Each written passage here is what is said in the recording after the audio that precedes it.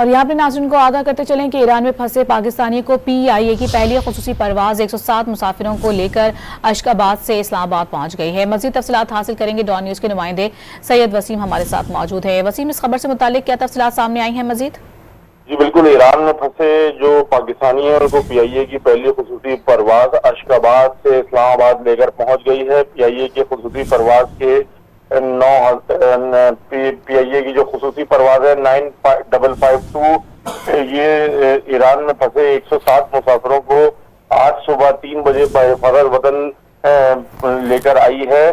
ایرانی فضائی حدود کی بندش کے باعث ایران میں موجود پاکستانی شہری زمینی راستے کے ذریعے ترکمانستان کے شہر اشکاباد پہنچے تھے۔ اس تمام عمل میں ایران اور ترکمانستان کے جو سفارت خانے ہیں انہوں نے جو ہے وہ کلیدی کردار ادا کیا ہے۔ قومی لائن کی یہ خصوصی پرواز حکومت پاکستان کی ہدایت پر روانہ ہوئی تھی۔ مسافروں نے حکومت اور PIA کے بروقت اقدام کو سراہا ہے اور قابل تحسین قرار دیا ہے۔